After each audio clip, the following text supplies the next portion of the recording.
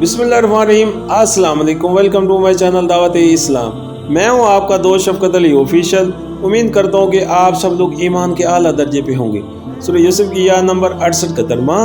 और वाक़या ये भी हुआ कि जब वो अपने बाप की हिदायत के मुताबिक शहर में मुतफरक दरवाज़ों से दाखिल हुए तो उसकी ये एहतियाती तदबीर अल्लाह की मशीयत के मुकाबले में कुछ भी काम न आ सकी।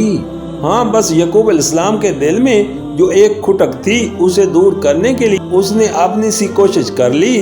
बेशक वो हमारी दी हुई तालीम से साहिब इल्म था, मगर अक्सर लोग मामले की हकीकत को जानते नहीं हैं। सूरह यूसुफ आयत नंबर 54। इसका मतलब ये है तदबीर और तवक्कल के दरमियान ये ठीक तवाज़न जो तुम हज़रत याकूब अलैहिस्सलाम के मज़कूरा बाला अक़वाल में पाते हो, ये दरअसल इल्म हकीकत के उस फैज़ान का नतीजा था जो अल्लाह ताला के फजल से उन पर हुआ था। एक तरफ वो आलम असबाब के कवानीन के मुताबिक तमाम ऐसी तदबीरें करते हैं जो अकल व फिक्र और तजर्बे की बिना पर इख्तियार करनी मुमकिन थी।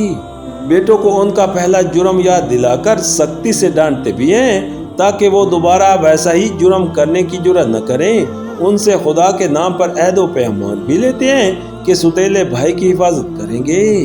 और वक्त के सियासी हालात को देखते हुए जिस एहतियाती तदबीर की ज़रूरत महसूस होती है उसे भी इस्तेमाल करने का हुक्म देते हैं ताकि अपनी हद तक कोई खारजी सबब भी ऐसा न रहने दिया जाए जो उन लोगों के घर जाने का मूजब हो।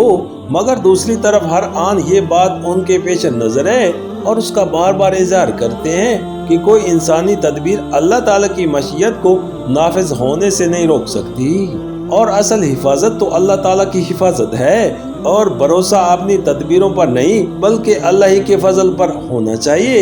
ये सही तवाज़ुन अपनी बातों में और अपने कामों में सिर्फ वही शख्स कायम कर सकता है जो हकीकत का इल्म रखता हो, जो ये भी जानता हो कि हयात दुनिया के जहरी पहलू में अल्लाह ताला की बनाई हुई फितरत इंसान से किस सह अमल का तकाजा करती है और उससे भी वाकिफ हो कि इस जहर के पीछे जो हकीकत नफ्सुल अमरी पोशीदा है उसकी बिना पर असल कार फरमान ताकत कौन सी है और उसके होते हुए अपनी सह अमल पर इंसान का भरोसा किस कदर बेबुनियाद है।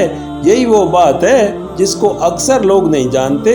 इनमें से जिसके ज़हन पर जहर का गलबा होता है वो तवक्कल से गाफिल होकर तदबीर ही को सब कुछ समझ बैठता है और जिसके दिल पर बातिल छा जाता है वो तदबीर से बेपरवाह होकर नरे तवक्कल ही के बल पर जिंदगी की गाड़ी चलाना चाहता है। सूरह यूसुफ की आयत नंबर 69 का तर्जुमा। ये लोग यूसुफ अलैहिस्सलाम के हजूर पहुंचे तो उसने अपने भाई को अपने पास अलग बुला लिया और उसे बता दिया कि मैं तेरा वही भाई हूँ जो खो गया था। अब तो इन बातों का गम न कर जो ये लोग करते रहे। सूरह यूसुफ आयत नंबर 55। इस फिक्रे में वो सारी दास्तान सिमट दी गई है जो 21-22 बरस के बाद दोनों माँ जाए भाइयों के मिलने पर पेश आई होगी। हजरत यूसुफ साहब ने बताया होगा कि वो किन हालात से गुजरते हुए इस मर्तबे पर पहुंचे।